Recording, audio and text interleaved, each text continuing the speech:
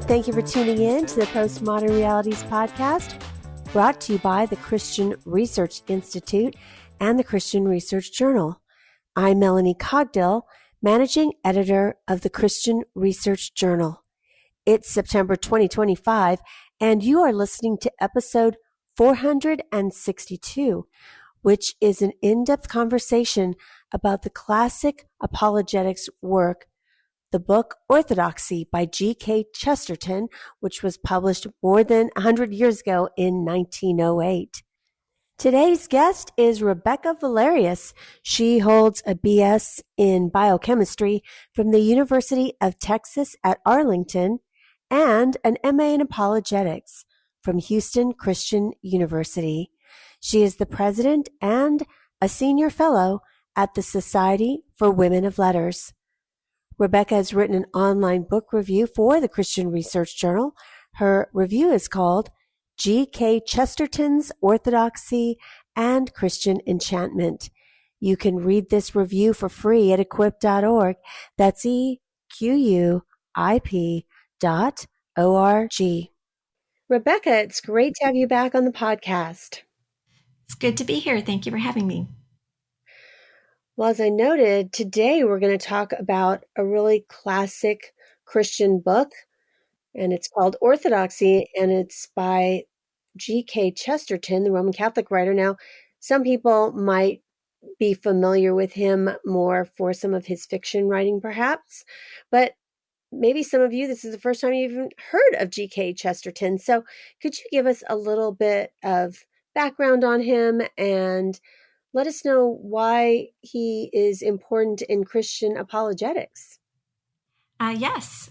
So G.K. Chesterton is probably known today in most Christian circles for being an important influence on C.S. Lewis and Tolkien and Dorothy Sayers. I first heard about him probably 20, 30 years ago as a young Christian. And actually, I saw pictures of him before I read any of his book. And his pictures are always so grumpy. And I thought, oh, he must be so grumpy. I never read him. But it was really C.S. Lewis that sort of led me into taking his writing more seriously. Lewis said that in his autobiography that Chesterton's writing was responsible for, quote, baptizing his intellect when he was a young atheist. And he called Chesterton's other classic book, we're talking about Orthodoxy today, but his other classic is called The Everlasting Man. He called that the best popular defense of the full Christian position he had ever read. And yeah, so Chesterton was a huge influence on these guys. So he was born in 1874. And I always remember this because I was born in 1974, so 100 years difference. But he really came onto the public radar in the early 1900s with his writing. And not unlike C.S. Lewis, Chesterton went from unbelief to belief. And it's actually this book, Orthodoxy, that he traces that journey. And Orthodoxy was written in 1908. But I would say, like you mentioned, most people might be familiar with his fiction because he was more than just an apologist. He was an incredibly prolific writer and journalist. So he wrote many novels. Most people might be familiar with The Man Who Was Thursday, which is a bizarre and amazing novel. He wrote many short stories and lots of brilliant, fun essays. He's also pretty famous for his detective fiction, the Father Brown series. He also wrote plays, lots of poems, and copious newspaper columns. I don't know if he ever slept, actually.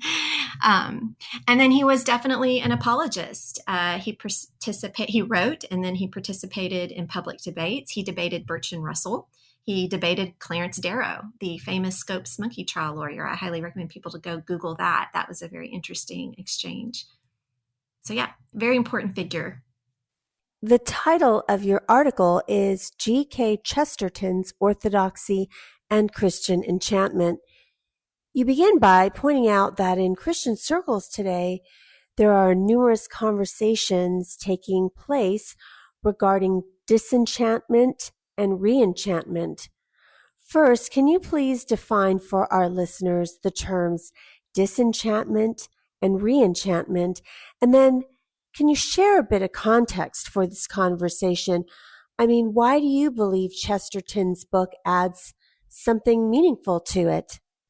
Yeah, so the argument in its simplest form is usually goes like this. So in prior ages, pagan religions, ancient pagan religions, pre-Christian, often deified and worshipped the natural world. So they saw the supernatural as being pretty exclusively immanent. Sometimes they had this idea of a God that's transcendent, but it was the immanent gods, little g, that they were very hyper focused on. And then we have the modern era, given advances in reason and the sciences, and especially that of philosophical naturalism via the sciences.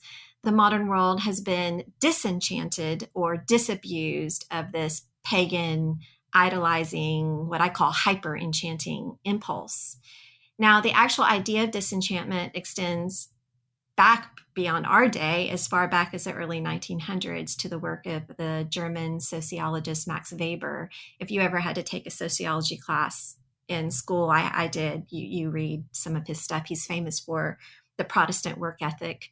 But he noted that our times, really since the dawn of Christianity, but especially in recent times, probably since, right before the Enlightenment, maybe the Scholastic era, is characterized by a rationalization and intellectualization of the world and religion.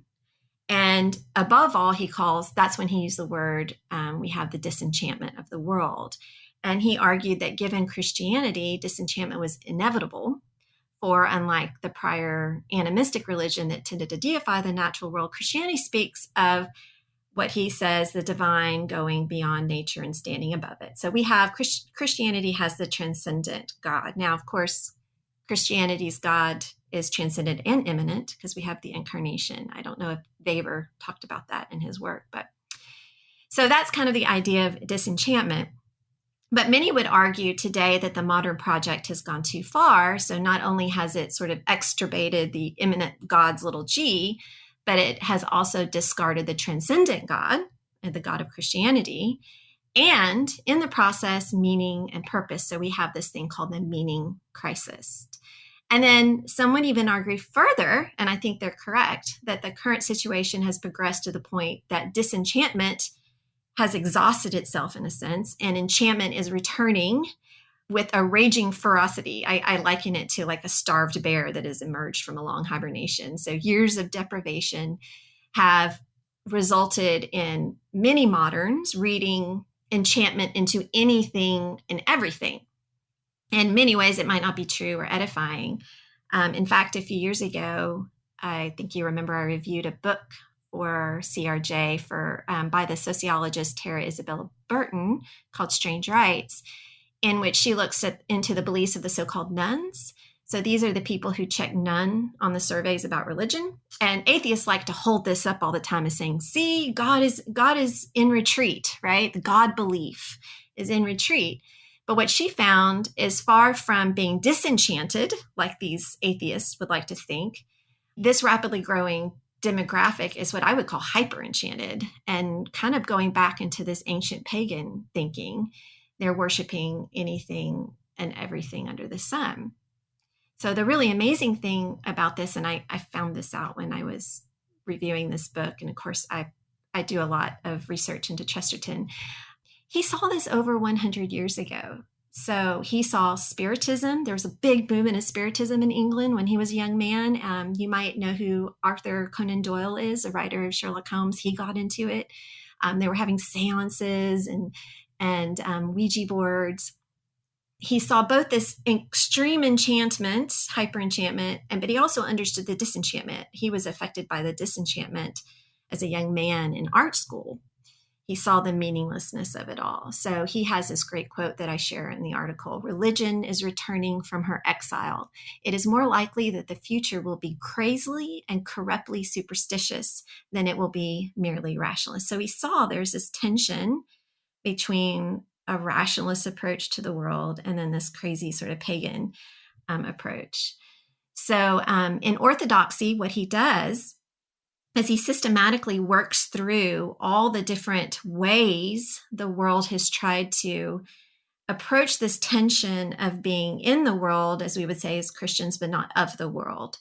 And what he discovers is that Christianity is the best way to reconcile this two needs, to have wonder at the world and see meaning and purpose, but also not to worship it. And so this is why Orthodoxy really is a work of apologetics. It's a defense of the Christian faith.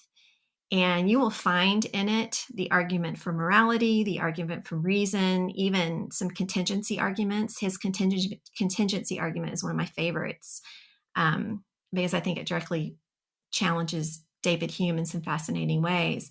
But also Chesterton was a literary and visual artist. He trained as an artist. He actually dropped out of art school. He never graduated college.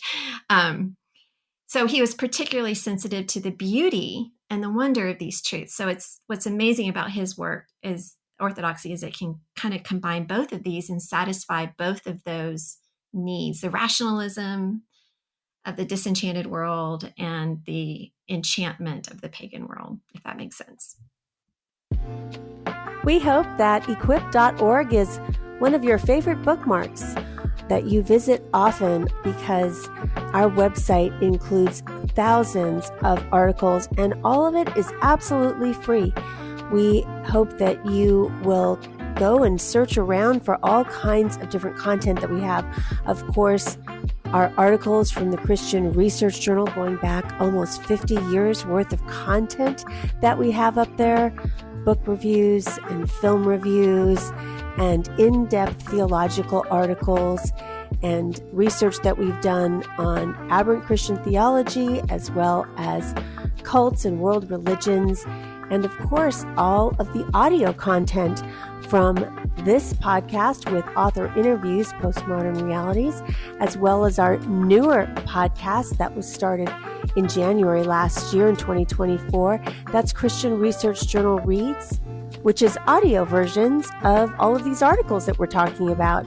If you're commuting or working out or just doing some chores around the house and listen to podcasts, please listen to our audio articles of all of the articles that we are featuring their authors on this podcast, as well as our other podcast from Hank Hanegraaff, which is Hank Unplugged, and of course our long-time running broadcast, which is also in podcast form, The Bible Answer Man, where CRI President Hank Hanegraaff answers theological questions that people have.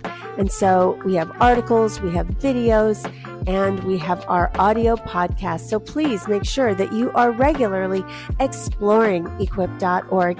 And thank you also for being a partner to this podcast by being a faithful listener, by liking and subscribing our content on social media, by sharing your favorite episodes through a text, through an email, or on social media.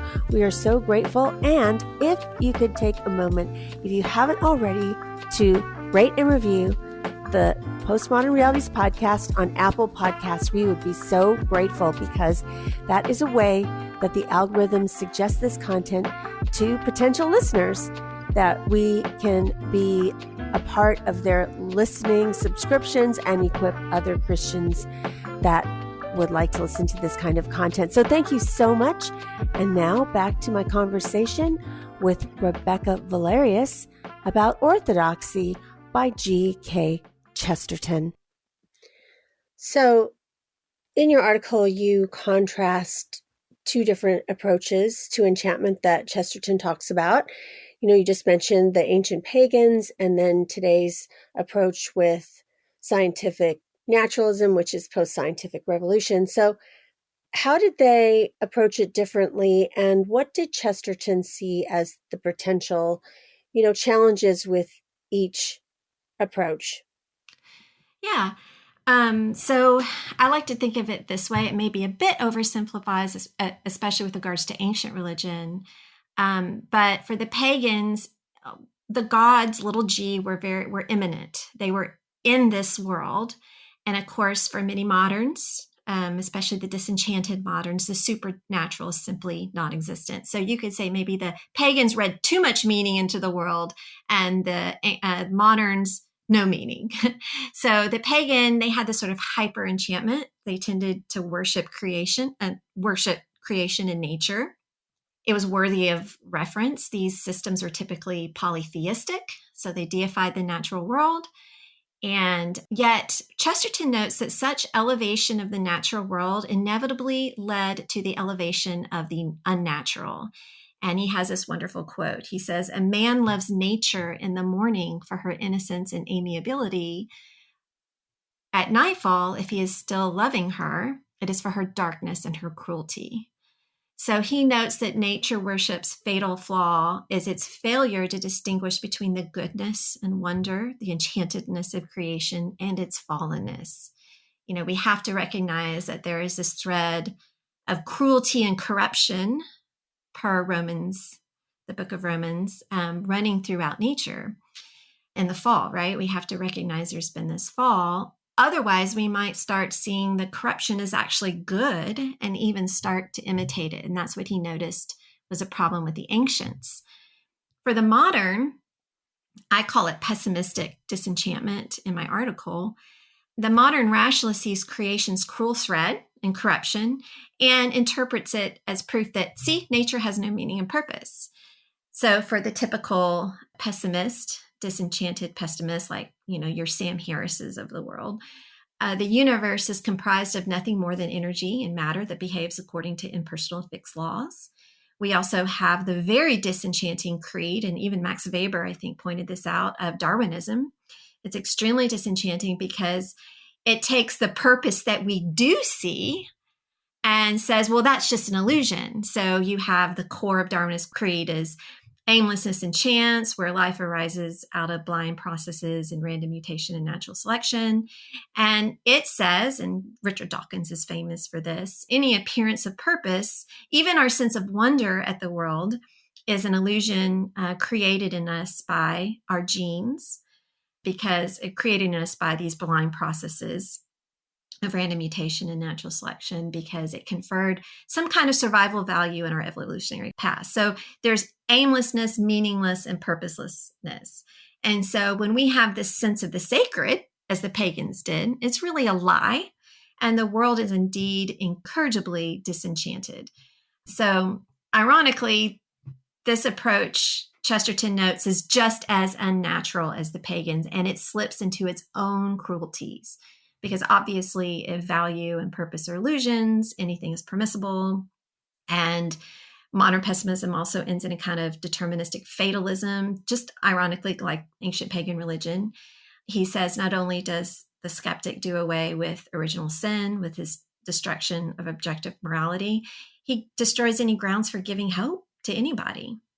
And so in the end, this view ends up stripping the world of too much enchantedness.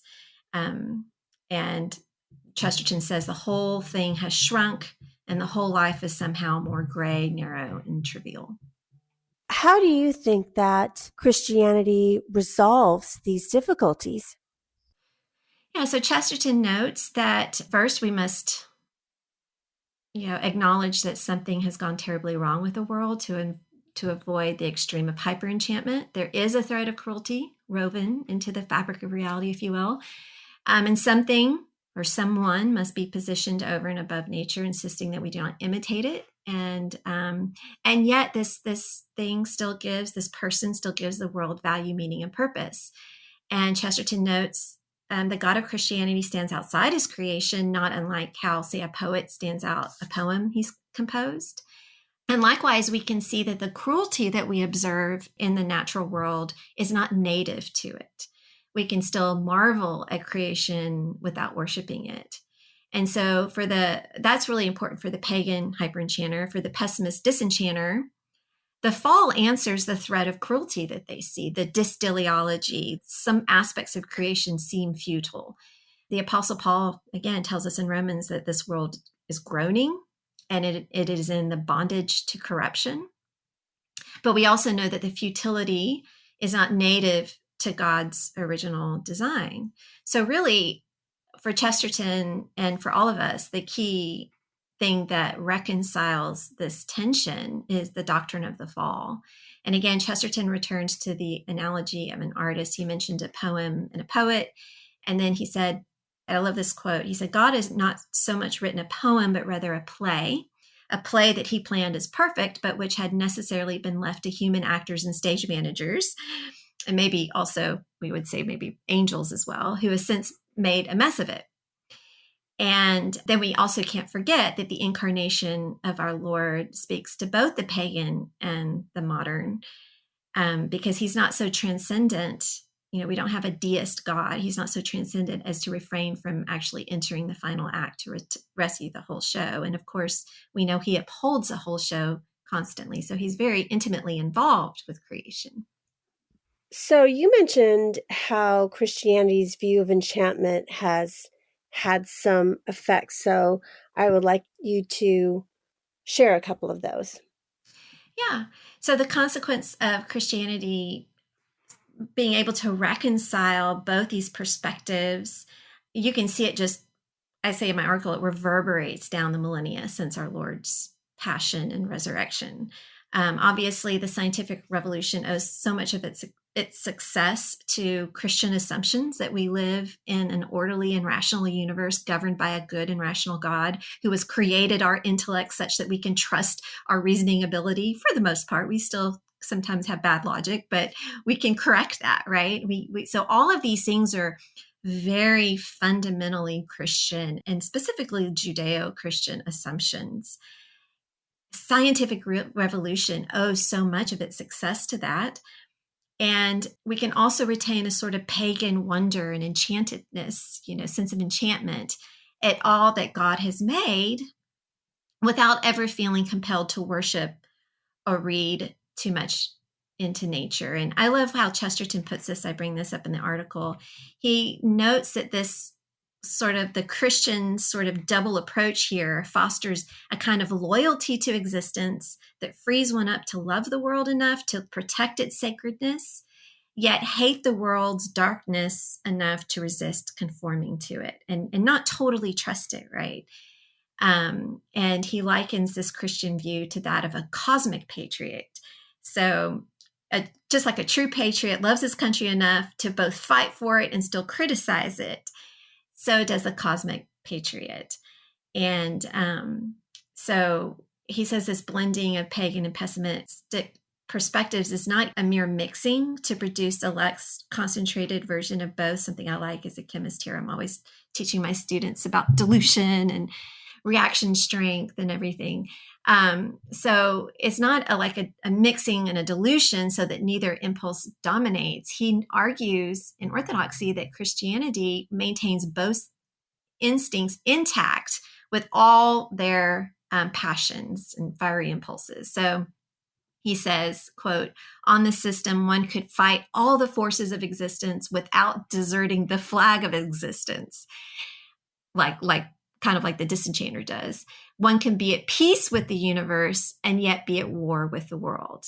So Christianity's balance of all these apparent contradictions, he calls them, is what really helps true enchantment succeed. And in one area is the case of human dignity. I think this is the one that stands out perhaps the most, where improper enchantment or disenchantment has caused the greatest damage. Yeah, I was going to ask you about that because you point out that a wrong view of enchantment is showing up in how we treat human dignity. And Chesterton is saying that, both the ancient pagans and the modern pessimists got it wrong. So what does he say about that? Yeah, so he notes that both kind of converge in these cruel ends in their attempt to address the apparent very real that we all see. We have this incredible extreme of the greatness of humanity and its equally as clear wretchedness. Blaise Pascal pointed this out a lot, the great French mathematician apologist, Christian apologist in his day. I love, I have to share this one quote from him. It's one of my favorite on the wretchedness and the greatness and wretchedness of a man. He said, through space, the universe encompasses and swallows me up like an atom. Through thought, I can comprehend the world. And that right there captures this greatness and wretchedness. There's a tension. I mean, we have an obvious variance with respect to all of creation. You compare us with the highest animal group, like the chimpanzees. I tell this to my students all the time. And there's just a huge chasm between us. Chesterton talks about this a lot in his book, The Everlasting Man. He says, we may be a result of evolution, as some scientists claim, but man is still a revolution out of everything that has been made. But nevertheless, our existence is precarious as that of the beast of the field, and sometimes more so. Our ability to survive in nature, is very limited. So Chesterton notes that both the pagan and the agnostic arrive at a sort of what I call a bland midpoint between these two extremes of greatness and wretchedness. He writes that, quote, the average pagan, like the average agnostic, would merely say that he was content with himself, but not insolently self-satisfied, that there were many better and many worse, and his deserts were limited, but he could see that he got them. And Chesterton observes that this position is actually quite reasonable, save for one significant objection. He says that this is actually reductive. So when you blend the human greatness and wretchedness, again, it's like mixing two things and diluting them, and it ends up diminishing human value. And he writes that human dignity is diminished because such a diluted pride does not, quote, lift the heart like the tongue of trumpets. You cannot go clad in crimson and gold for this. Basically, you won't fight for this. And such mild rationalist modesty does not cleanse the soul with fire and make it clear as crystal. So human dignity is not so precious as to merit fighting for it with every last breath, even perhaps dying for it, ironically. And this perspective is also too weak to grasp the depths of depravity in every human heart, which necessitates such radical redemption that Christianity offers. So I love how he says, such a dilution loses the poetry of being proud and the poetry of being humble. But again, Christianity takes these two extremes so apparent in humanity. It even exaggerates them, Chesterton observed, yet it still reconciles them. So he says, one can hardly think too little of oneself. One can hardly think too much of one's souls. So out of all the creeds that he surveys in Orthodoxy, only this story of these beloved image bearers of God, but bounded by original sin, is what best preserves human dignity. And I think, many other authors and writers have noted this, that history has revealed this, that as the Christian creed has slowly worked its way through human culture and the human heart, age-old institutions such as slavery and caste, things that were very entrenched in pagan thinking, that were just taken for granted, have slowly begun to crumble. And so he has this great quote here. Christianity preaches an obviously unattractive idea, such as original sin, but when we wait for its results, they are pathos and brotherhood, and a thunder of laughter and pity. For only with original sin can we at once pity the beggar like never before and distrust the king. So at the foot of the cross, the greatest and least of these are made equal. So this is how it actually preserves human dignity in the best possible way. That's really great. And I would like you to press into that even further, because it's the idea of these two things that show up in humanity. So according to Chesterton, how does Christianity uniquely answer both, the greatness of humanity and the wretchedness of humanity that you just mentioned in terms of human dignity? But how does Christianity answer that without falling into the trap that other worldviews have in trying to talk about balance both of those aspects of humanity? Yeah, it's amazing how it does it. So this is one of my favorite ideas from Chesterton when I first understood it. And it's a big part of his argument in Orthodoxy, is that, we live in this world of extremes. We need to be in the world, but not of it. We need to feel a sense of welcome in the world, but we're also at war with it. He says some elsewhere, well, it's in Orthodoxy, he has this idea that we are have this feeling of being homeless at home.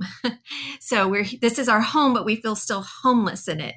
And Christianity speaks to that very real sense. And he says that Christianity's unique capacity to hold this tension between opposing extremes creates in its followers this view of the world that is stereoscopic. He says, quote, the Christian can see two different pictures at once and yet see all the better for it. And he points out there's other extremes. Okay, we have the human greatness, human wretchedness, creation's goodness and fallenness. We also have disparate realities such as the tension between human freedom and moral responsibility and God's sovereignty. We have another one he talks about is the profanity of suicide, yet the glory of martyrdom. That's a paradox. We also have in Christianity unconditional forgiveness and forgiveness for our enemies, and yet we have absolute justice as well.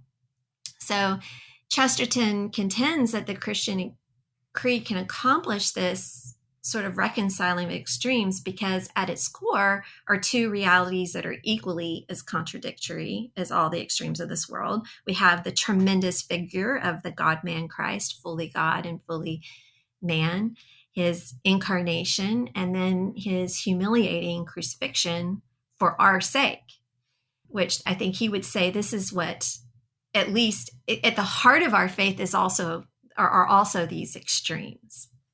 In your article, you share a quote from Chesterton that the Christian's sight is stereoscopic. So what does he mean by stereoscopic?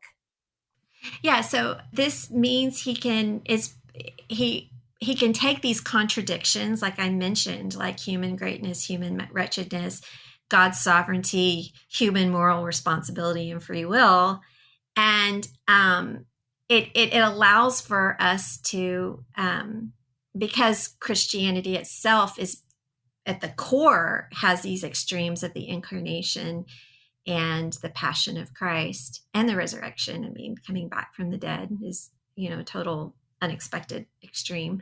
Because of that, the Christian can take these things and still hold them as both being true, right? They're paradoxes. Chesterton loved paradox. They're seemingly paradoxical. So that's, I think, what he means by stereoscopic. So I want to ask you specifically about the life of Christ and the idea of enchantment in the world. So how does the incarnation of Christ and his passion, his betrayal and his arrest, trial, crucifixion, death, and his burial, how do those things about the life and the death of Christ contribute to the proper enchantment of the world? Yeah, this is something I love about Chesterton's Orthodoxy, and you can also see this in The Everlasting Man. He's continually going back to the mysteries and contradictions, those seeming contradictions at the heart of our faith. So the incarnation, again, is one of them. We have this tremendous figure of Christ who is fully God and fully man. We can only state it. It's hard to rationalize this, but we state it. And then, of course, we have his humiliating death on the cross, one of the worst ways to die. We can't really fathom today what it was like, crucifixion, and how shameful it was. And he did that for our sake. And speaking of the incarnation, I love what he says in The Everlasting Man, because I think this really captures the contradiction. He said, the hands that made the sun and stars. So in the incarnation, the hand that made the suns and stars were too small to reach the huge heads of cattle. That's mind-blowing. I remember talking to this recently with my students, and they were like, well, was he upholding the universe when he was in the cradle? And I'm like, that's a deep theological question, but yes, I believe he was.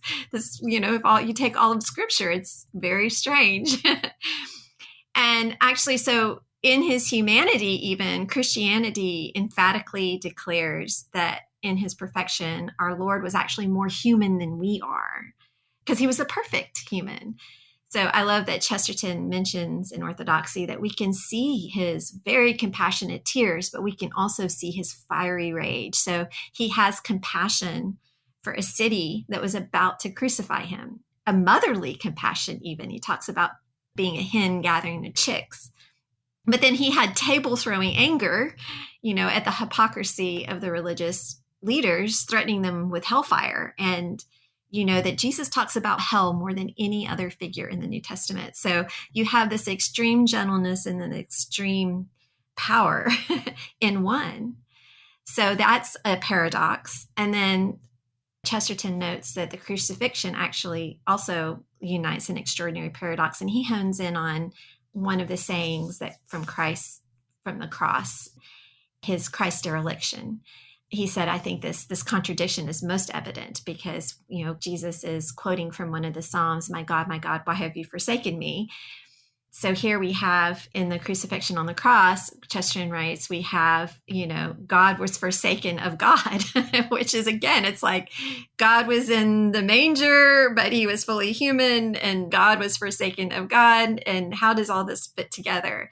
So for Chesterton, and I think he's right, given the profound mysteries of the incarnation and passion of our Lord, and these things are rooted in history too. I mean, that's the other thing, that we have historical documents that we can go and look at this. This isn't just some visions of some prophet somewhere that, that was seeing these things, right? This is actually historically documented for us. So it's very rational and intellectual in that sense, evidential.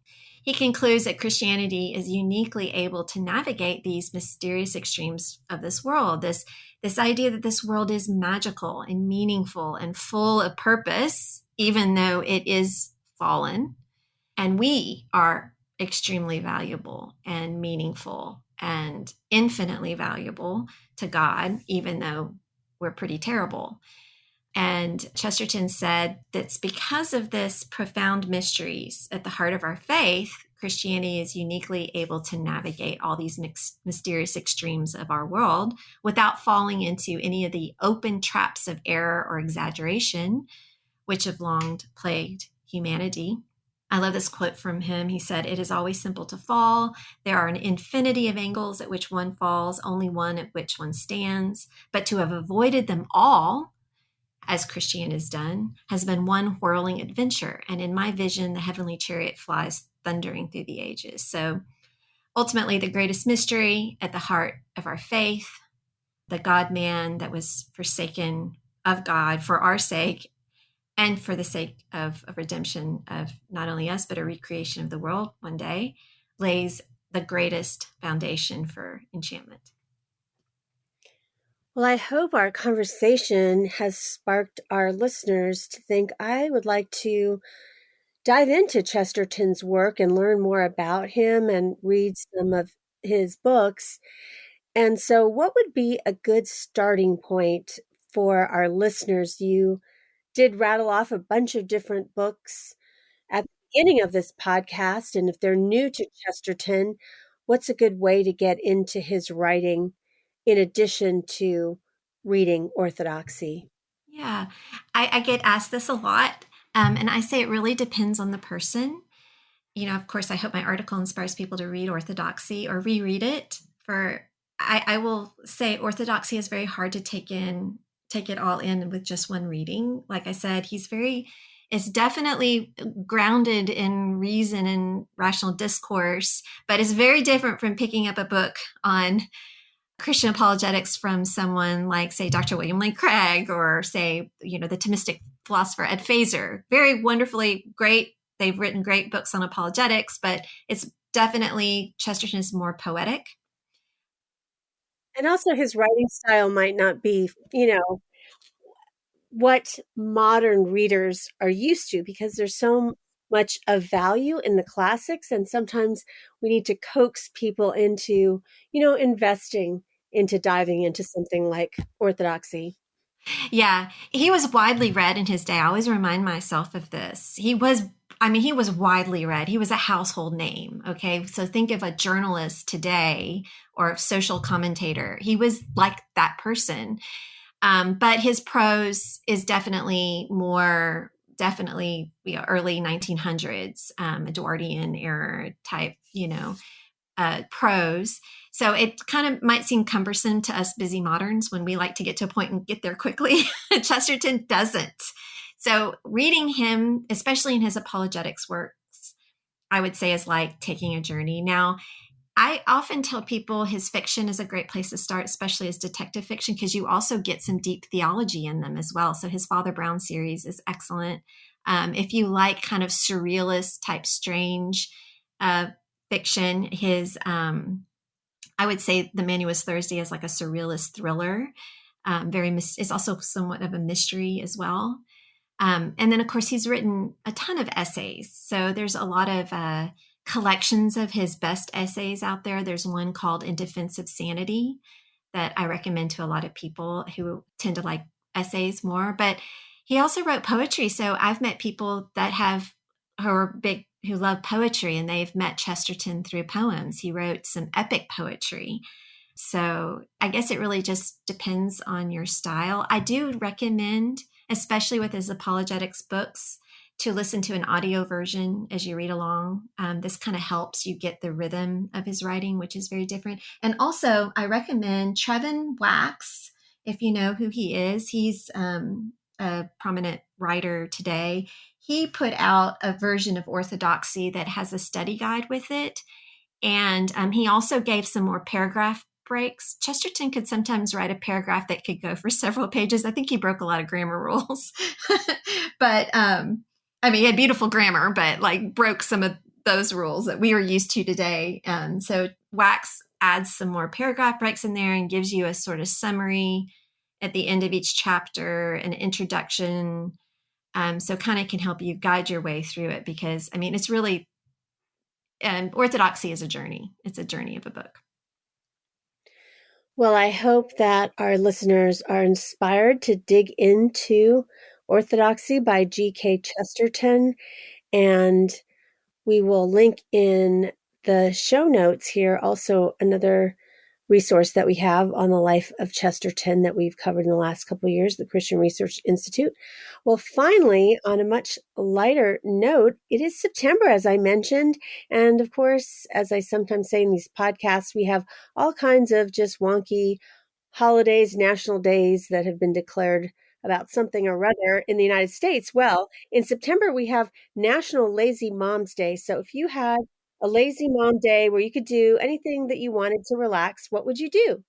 Oh my goodness. Okay, I'm going to be very Chestertonian here. I just love naps. I would just take a nap, probably get in a good audiobook. I love detective mysteries, so I've read all the Agatha Christie, Sherlock Holmes.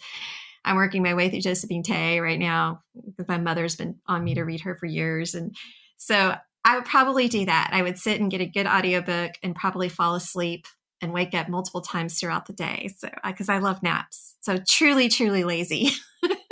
Very restful, trying to catch up on everything that moms need to catch up on. I think a lot of us wish we had more sleep. So that's a great answer.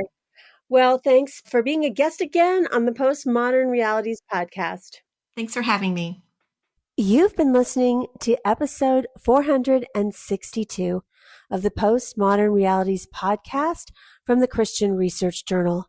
Today's guest was Rebecca Valerius. She has written an online book review for the Christian Research Journal. Her review is called G.K. Chesterton's Orthodoxy and Christian Enchantment. You can read this review for free at equip.org. You won't want to miss out on subscribing to the other podcasts from the Christian Research Institute.